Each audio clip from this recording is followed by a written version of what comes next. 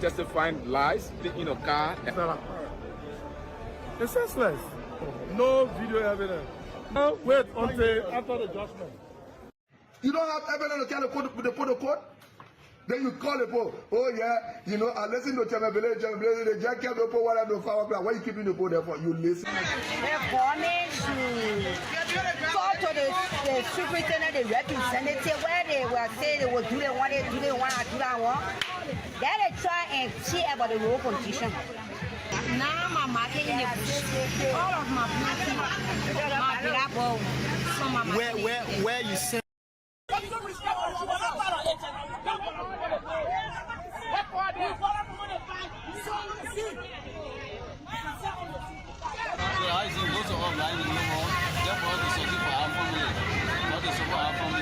Embarrass on the former President we are regime.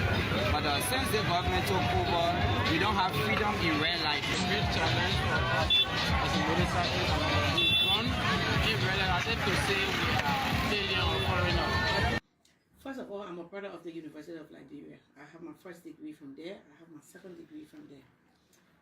The University of Liberia is the state-owned institution, the highest institution of learning in this country. So how does today make you feel, Councillor? To make me feel good that at least the truth prevail. We have recognition, and all along, I was on the Truth and Reconciliation Commission. I mean, people call me and say, 10 million again? Well, what is that? What I did for this money?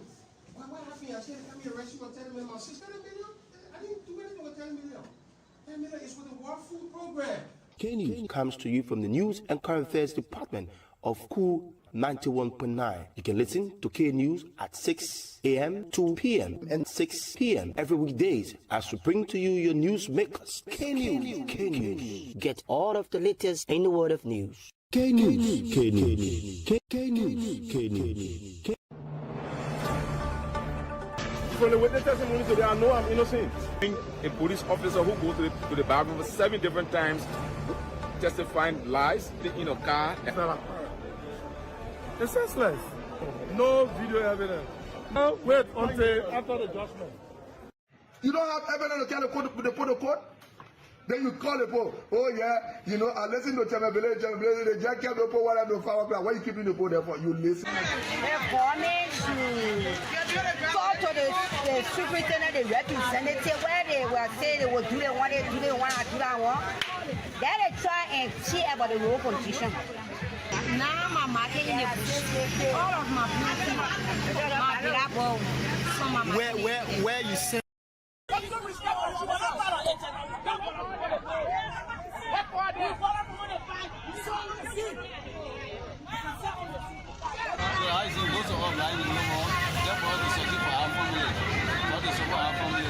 Embarrass on the former President we are regime. But since the government took over, we don't have freedom in real life. It's a great challenge for us.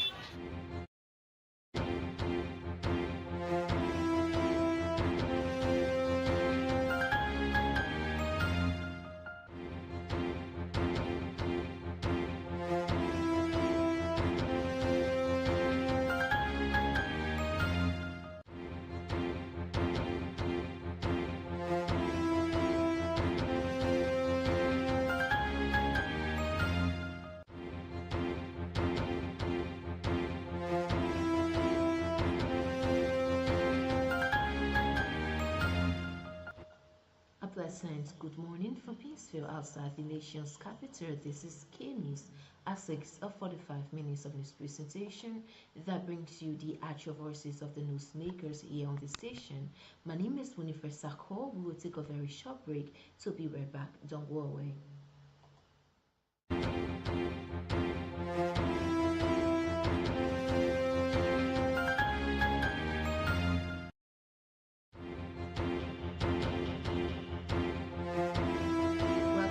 Let's now take our first development. Lofa County Senator Momo Cyrus is urging the executive branch to halt all transaction involving the proposed concession agreement between the government of Liberia and Liberia Traffic Management Incorporated. Speaking live Interview on state radio, Senator Cyrus raised serious concerns about the security implication of the deal. He emphasized the need for due diligence before moving. Like I said, the executive should hold to this before the constitutions are made.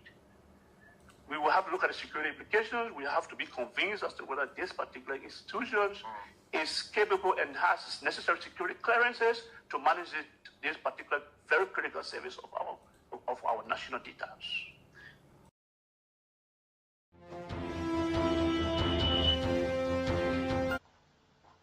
Meanwhile, Senator Cyrus also raised concern about the financial structure of the proposed deal. He pointed out that the management gave 70% of the revenue to the foreign company LTM, while only 30% remains for Liberia. Senator Cyrus questioned the logic behind such a split, especially in the absence of any clear explanation about the company's investment portfolio. The Lofa County senator argued that it is wrong to hand over such a critical revenue generating and capacity building service to a foreign entity. He said the Ministry of Transport already has the ability to manage, collect, and protect transportation data, yet under his agreement. This agreement, the government is set to give up control for 25 years in exchange for just $40 million. I will file a transitory account for the Liberian government. It says that there'll be a 70% revenue generation. It's 100%. Yeah. 70 goes to the ATM, and then 30 goes to. Firstly, I don't see no reason why. What the investment portfolio looks like. We don't know the investment portfolio for them to carry 70%. We think economically it's so wrong. And sometimes I wonder why our leaders are doing this.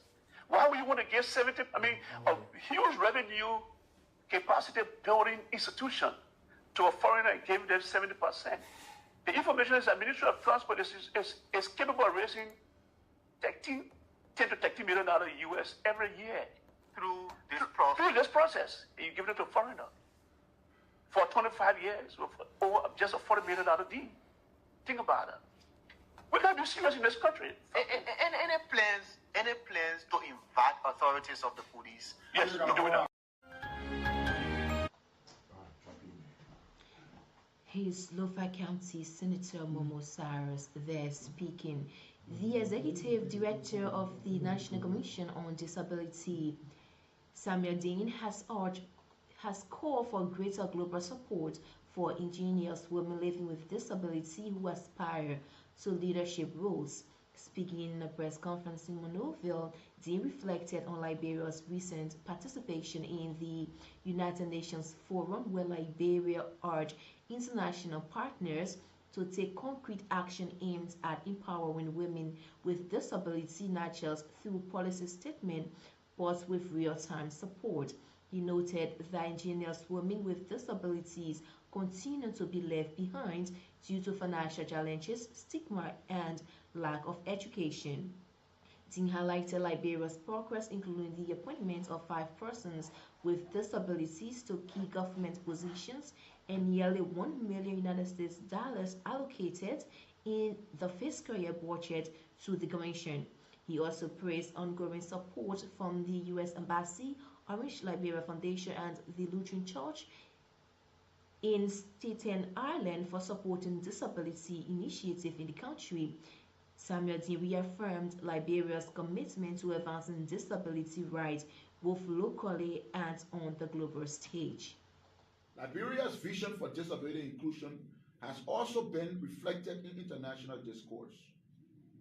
In 2013, Monrovia hosted the high-level panel meeting on post-2015, where discussions on the future of the Millennium Development Goals laid the groundwork for the Sustainable Development Goals, SDG, a vision committed to leaving no one behind.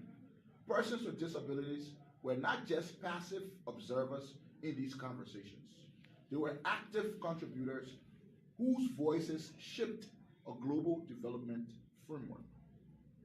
Fast forward to today, and Liberia continues to make disability inclusion a national priority.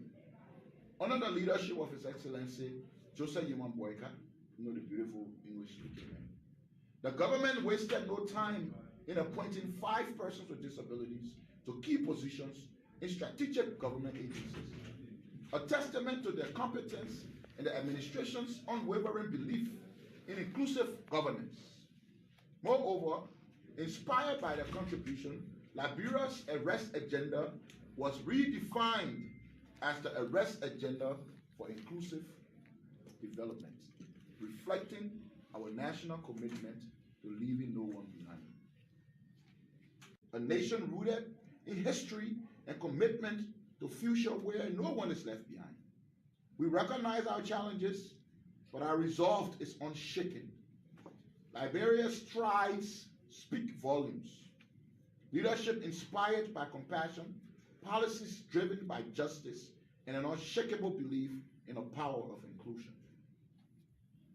As we reflect on this journey, I want to convey my heartfelt gratitude to our President, His Excellency, for his visionary framework. Fast forward to today, and Liberia continues to make disability inclusion a national priority. Under the leadership of His Excellency Joseph Yeman Boyka, the beautiful English speaking man, the government wasted no time in appointing 5 persons with disabilities to key positions in strategic government agencies, a testament to their competence and the administration's unwavering belief in inclusive governance. Moreover, inspired by their contribution, Liberia's arrest agenda was redefined as the arrest agenda for inclusive development, reflecting our national commitment to leaving no one behind. A nation rooted in history and commitment to future where no one is left behind. We recognize our challenges, but our resolve is unshaken. Liberia's strides speak volumes. Leadership inspired by compassion, policies driven by justice, and an unshakable belief in the power of inclusion. As we reflect on this journey, I want to convey my heartfelt gratitude to our President, His Excellency, for his visionary leadership and compassion, to the government of Liberia and the Ministry of Foreign Affairs for their unwavering support, to the U.S. Embassy for enabling this vital participation, to the community of persons with disabilities, whose courage fuels our motivation, to Orange Liberia Foundation, who bought our tickets for the trip, and to the generous church community in Staten Island, who has helped change lives, starting with our deaf students. I think Lord the Executive Director of the National Commission on Disabilities. Information Minister Trending has dismissed as false and or trending video circulating on the internet when President Joseph Boyka expressed outrage over remarks made by the U.S. President during the meeting with African leaders on July 9 this year.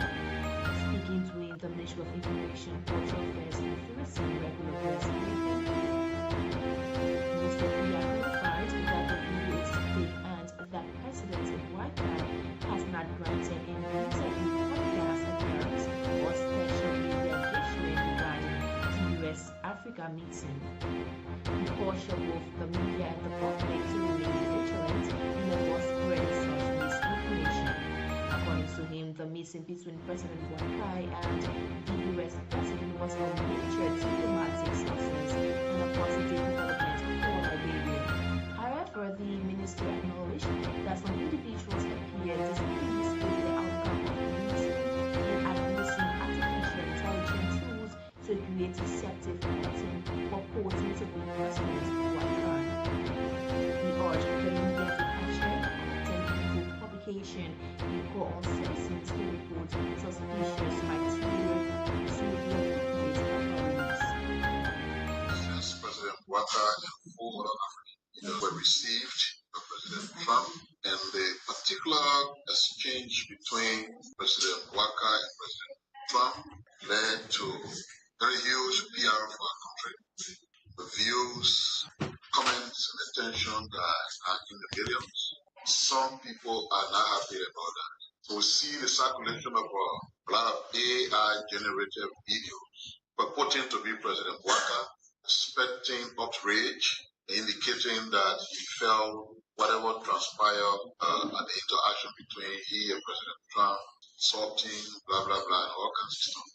Several of those kinds of videos are circulating. A number of international media institutions have reached out to me to either authenticate or disclaim a particular video purporting to be the president expressing operating. And we thought this is a real forum.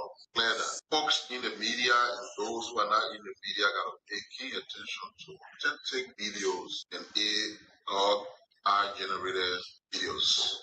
It's never the same. Watch the pictures very well. Watch the voice coming out. Yes, it's a spy app, so sometimes they may appear to look like a real, but we wanted to say President Waka had not entertained any interview, special recording, podcast, or anything related to the conversation between he and President Trump. So all videos you are seeing in that regard are all fake. And I hope this answers the question. All media institutions and individuals, both local and international, who may be coming across these videos, tempted to believe that they are either real, those are fake videos. We believe that whatever took place at the White House, positive, our comments regarding our country and the president, surpassing by 9, maybe over 90 million, straight to go. This is a PR that other countries can spend millions for. We got it free. Angry people are trying to reverse something. I just thought it was important to address it once and all. That all of the videos are saying and are real. Fake president return. His information is returning PNS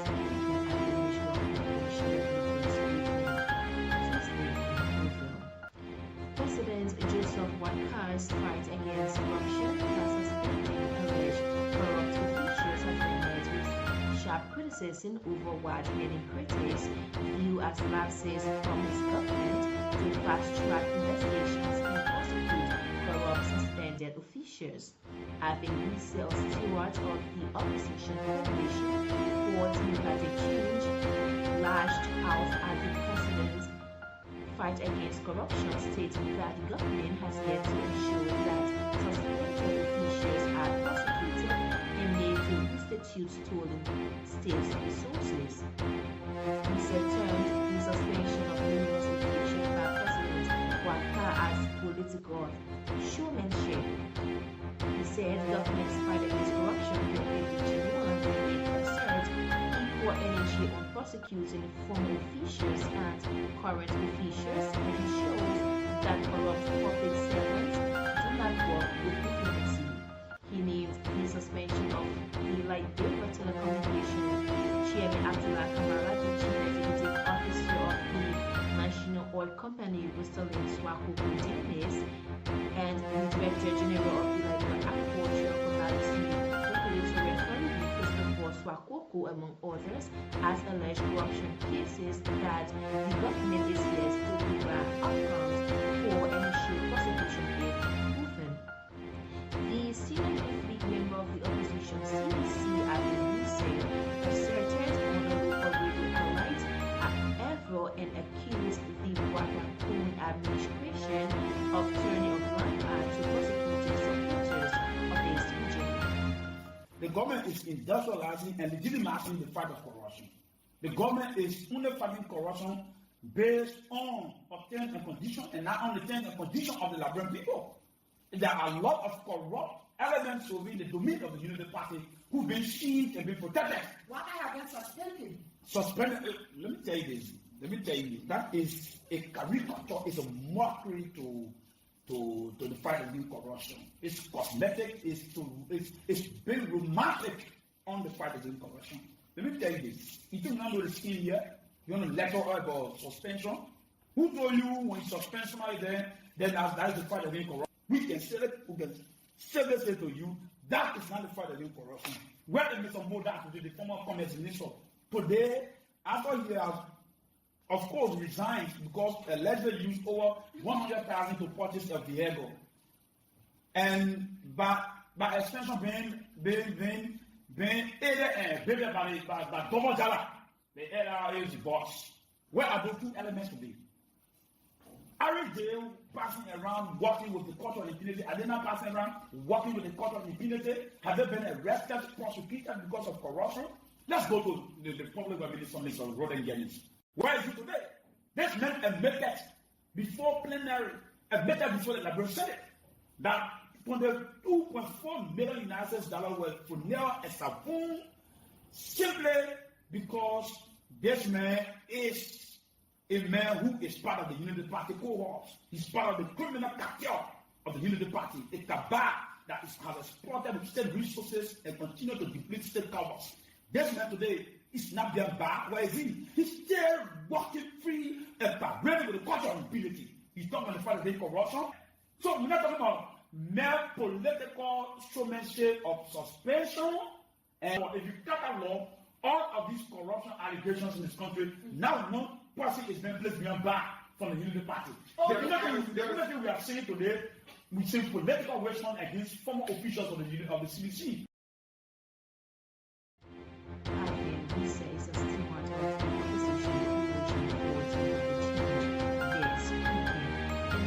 Development, Bo County Chairman of the Congress for Democratic Change, Sidney Weir, has stepped down from his position and withdrawn his membership from the party.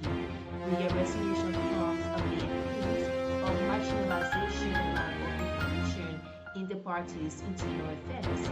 He made the announcement on a local radio station in Louisville, pointing to years of dissatisfaction as neglect faced by Bon County under the CDC leadership. According to him, Bon County has not received the recognition and attention it deserved, despite playing a key role in the party's political journey. He rose to prominence as a student and youth leader and was recognized in 2012 by former political leader Josh Weir for his active role during the 2011 elections. Despite the efforts made by local party members to promote the CDC's agenda, Weir said Bon County was often overlooked when it comes to fulfilling political promises and sharing opportunities. He described the situation as simply disappointing for many grassroots supporters.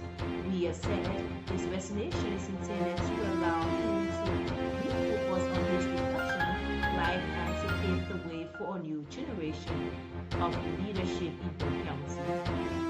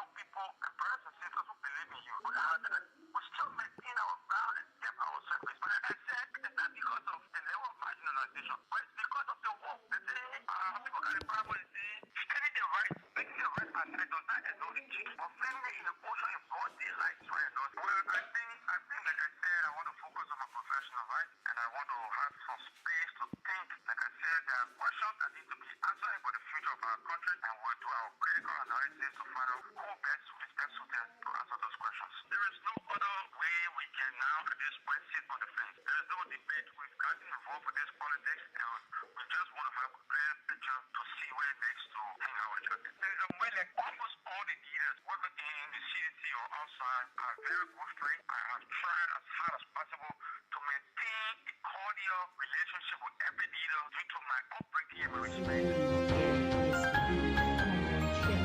County Congress for Democratic Change, they're speaking as Peace Titan Association and from the party. With just a day to the highly anticipated July 17th protest organized by the civil society group Solidarity and Trust for New Day stand, the Independent Elders Council of Liberia's calling on the protesters to demonstrate peacefully and respect the rights of others. The council reminded citizens that while Article 17 of the Liberian Constitution guarantees the right to peaceful assembly and free expression, those rights must be exercised lawfully and with regard to public order and the freedom of fellow Liberians. In a statement delivered by Edwin Gobor, Secretary General of the Council, protesters were urged to act in a manner that promotes democratic balance and avoid infringing on the rights of non-participants. Gobor also appealed to the Liberian National Police to remain neutral and ensure the safety and protection of all citizens, both those participating in the protest and those going about their normal activities. The planned protest on July 17 is a legitimate exercise of this democratic right, and we encourage all participants to do so peacefully, lawfully, and with respect to the rights of others. At the same time, we remind our fellow citizens that Liberia's peace and stability depend on mutual respect and tolerance. While protesters have the right to demonstrate, other citizens also have the right to free movement and the freedom to go around their daily lives without obstruction or intimidation. We urge protesters to ensure that actions do not infringe on these rights, as true democracies balances expression without responsibility. To the Liberian National Police, we call on you to protect all citizens, both those exercising the right to protest and those choosing not to participate.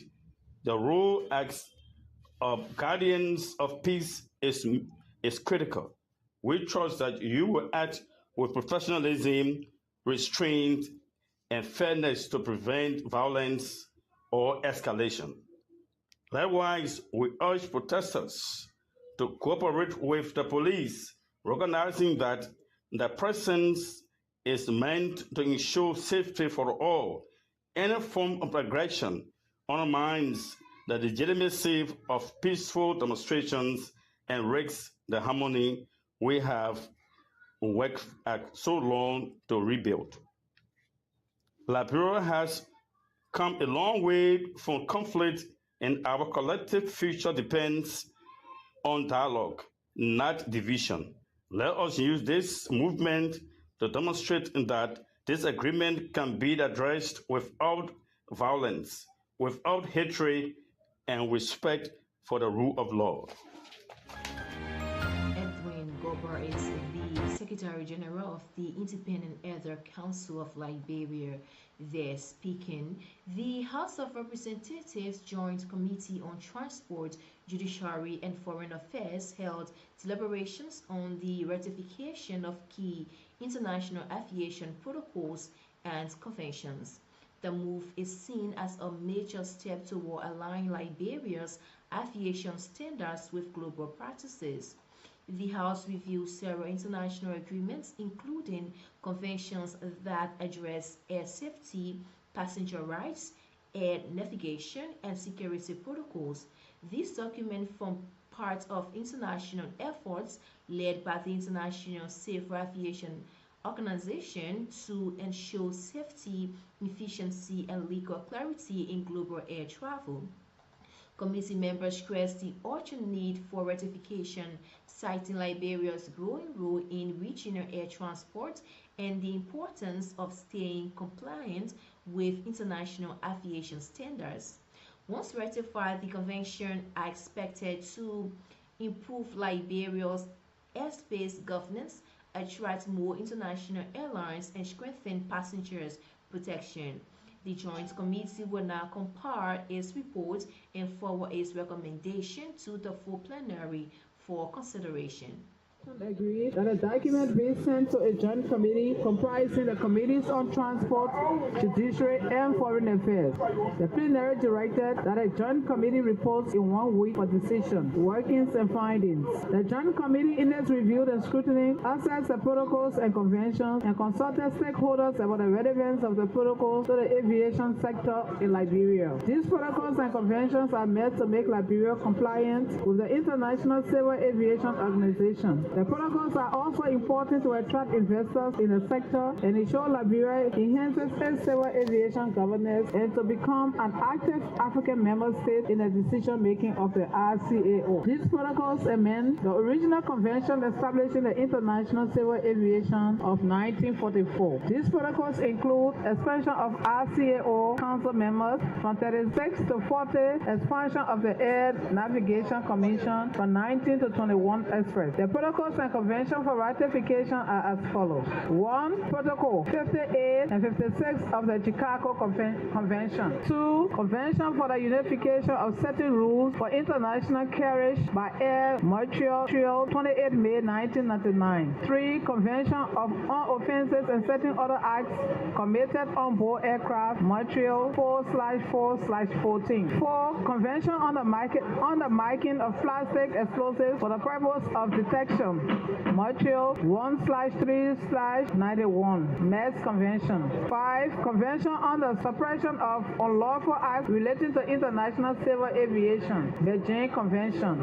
6. Protocol supplementary to the Convention of the suppression of unlawful seizure of aircraft, Beijing Protocol 2010. 7. Convention of international interest in mobile equipment, Cape Town Convention 2001. And 8. Protocol of the Convention on Interest of Mobile Equipment on matters specific to aircraft equipment, Cape Town. Recommendation. The Joint Committee on Transport, Judiciary, and Foreign Affairs deems it necessary to crave the indulgence of the plenary of the Honorable House of Representatives to ratify these protocols and conventions and forward them to the House of Senate for concurrence. Conclusion. Now, therefore, Honorable Speaker, Deputy Speaker, and distinguished colleagues, after thorough scrutiny is the chief clerk there at the House of Representatives. The National Lottery Authority has officially launched its distribution of assorted food and non-food items to physically challenged orphan, destitute persons, or folks and public welfare institutions in the country. The NLA Director General Regina Namwe disclosed that the distribution will go to 182 institutions in 9 of the 15 sub-political division because those in the southeastern region had received theirs earlier. Speaking during the launching ceremony, Namwe explained that about 200,000 United States dollars was spent in assisting less fortunate people in recent times. According to Namwe, the food and non-food items that will be distributed are bags of rice, vegetable oil, soap, and many others. The NLA Director General said the distribution of food and non-food items is a way of the government putting a smile on the faces of the physically challenged orphans and all folks during the July 26th celebration. Today is not a strange day for us because what a period of time from the day we assumed the office of the Director General of the National Authority, we make it our duty to make sure that we live up to the act that created the National Authority that says that The local authority have to raise revenue to make sure to meet the needs of persons living with disability that include mental and physical disability, invest in the science and technology, help the aged, and also deal with welfare issues, whereby safe homes and other issues that will arise within our community of Liberia.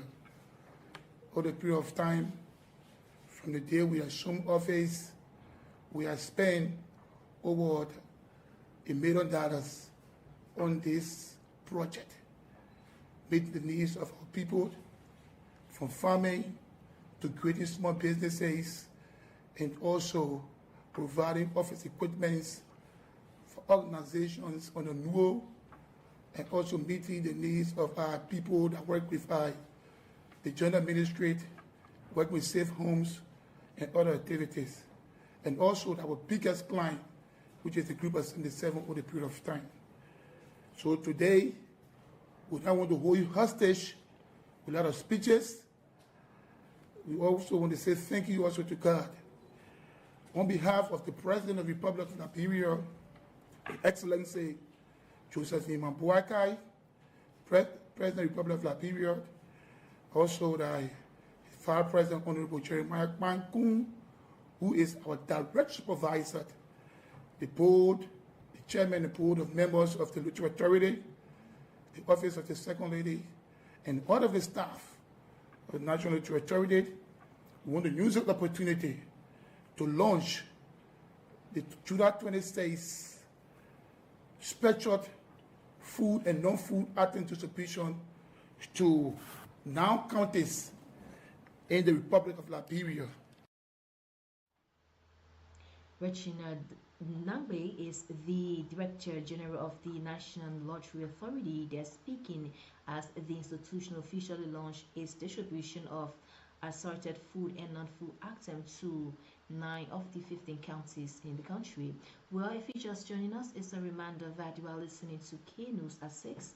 K News at 6 is a 45 minutes of news presentation that brings you the actual voices of the newsmaker here on the station. My name is Winifred Sako. Keep following us as we bring you more local and international development. Let's now bring you this development. The Liberia Labour Congress has strongly warned its members against organization and individual against participating in the July 17 protest organized by the Solidarity and Trust for a New Day. LLC Secretary General Marcus Blama said the National Executive Committee of the Congress did not give any approval for its members to form part of the politically charged protest.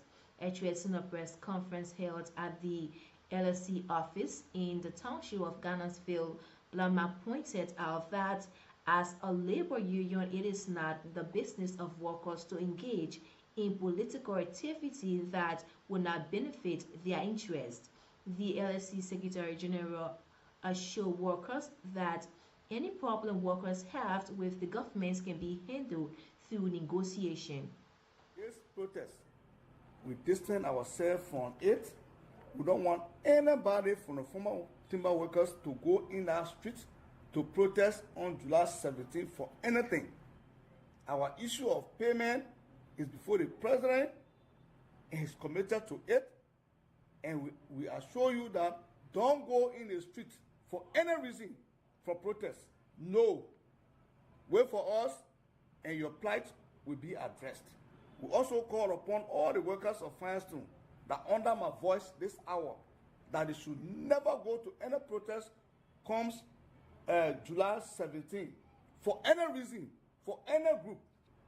Let them sit home and do their normal activities. This protest is not in the interest of Liberia. And we as workers, it will not be in our interest today, that will be in our interest tomorrow. Please, I'm calling all upon workers in Liberia. Distance yourself from this protest. It is not of good. It will not help this nation. It will bring the nation backward. And we don't want the nation to go back to where it came from. We all know where we are coming from, and we know where we are going. This was covered to all of us, and it was an appeal to our membership that the former timber workers, the fine stone workers, the Chico workers, please do not go out July 17 in support of protests. No. Marcus S. Blama, your leader you appointed, he is saying no. Don't go to no protest on July 17. We have other means to address our issue, and the government will listen to us. Thank you. Marcus Blaman is the Secretary General of the Liberia Labour Congress. They're speaking. The House Joint Committee on Judiciary, Foreign Affairs, Good Governance and Government Reform has taken a significant step forward in Liberia's human rights landscape.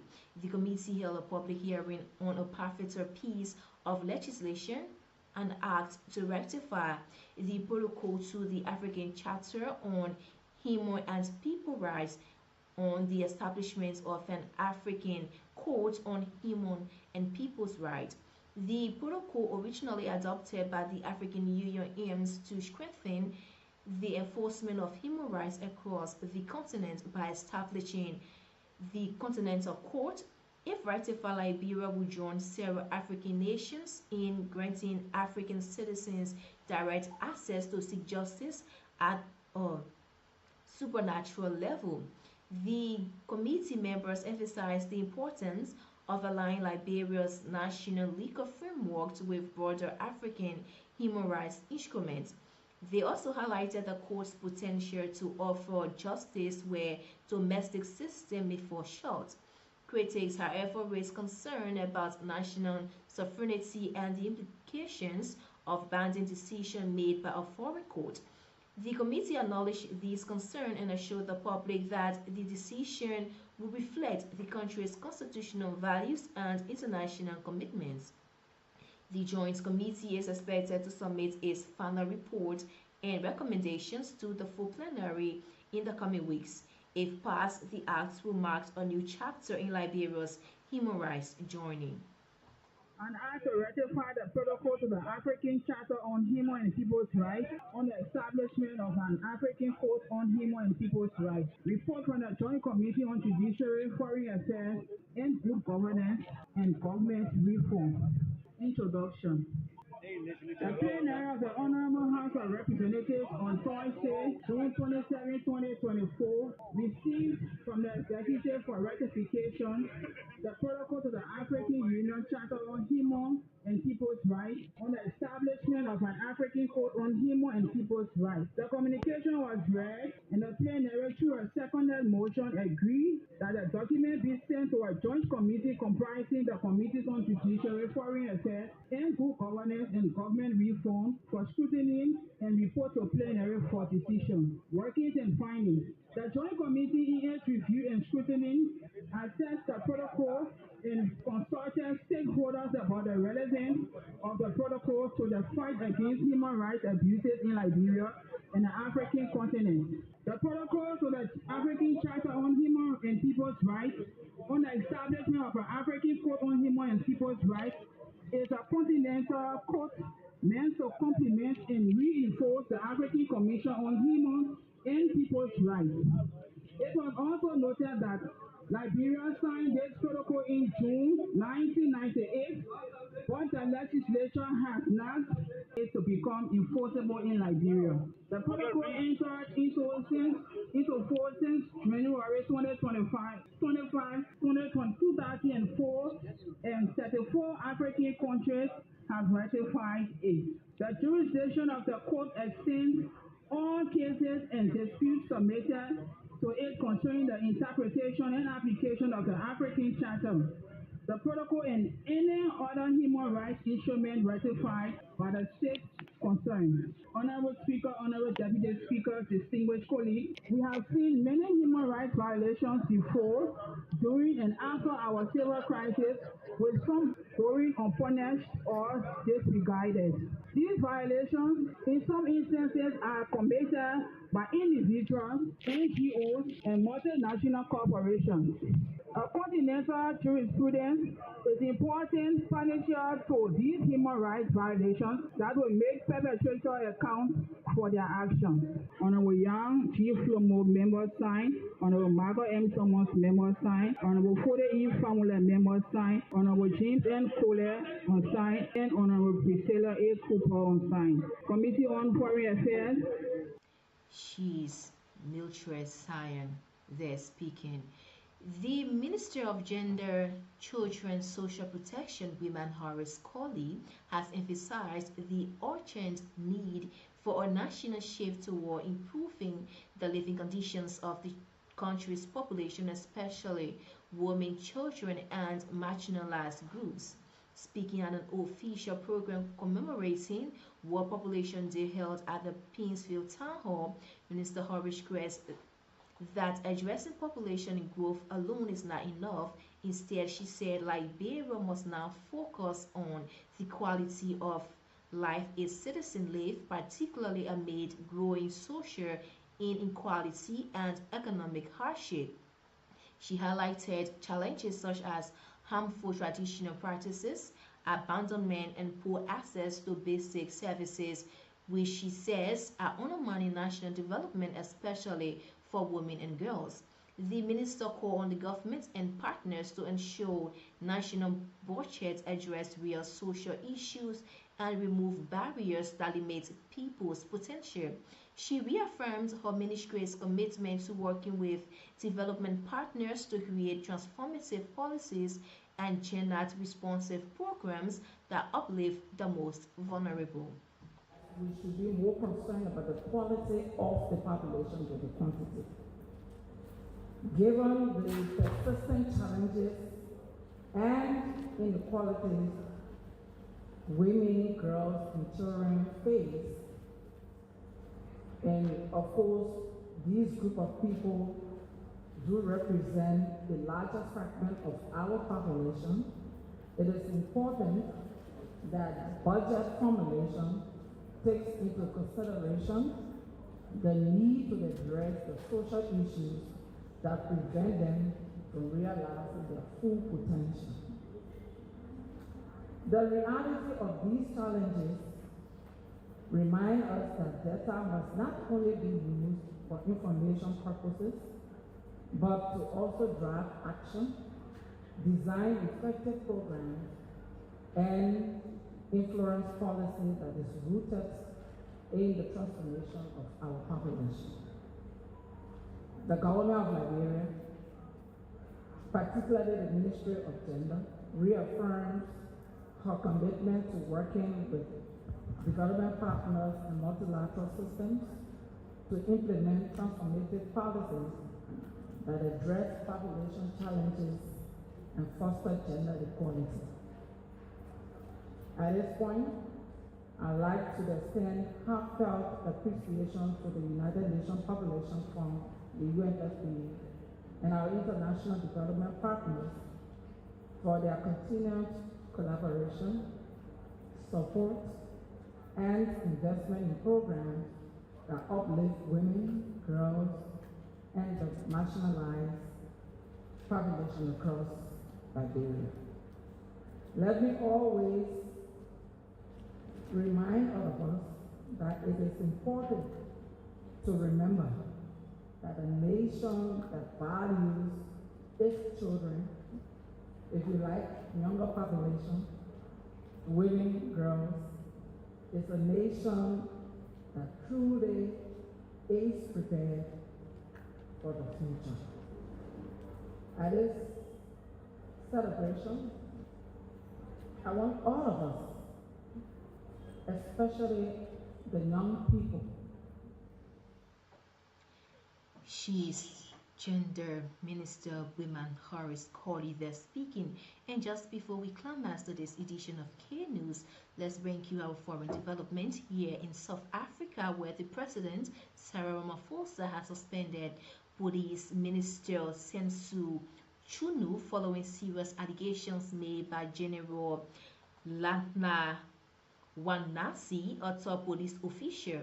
He accused the police minister and Deputy Police Commissioner Sechrat Sibia of interfering in sensitive investigations and colliding with criminal syndicates. The suspension comes amid growing concern over alleged political interference within key law enforcement agencies. President Ramaphosa announced the decision publicly, stating, in order for the Commission to execute its function effectively, he has decided to put the Minister of Police on a leave of absence with immediate effect. Well, on that note, this is how we draw down the curtains of today's edition of K News. Today's was a full package of the news and current affairs department of Cool 91.9 FM. Many thanks to our production team and to you, our listeners, for always being there. My name is Winifred Sam.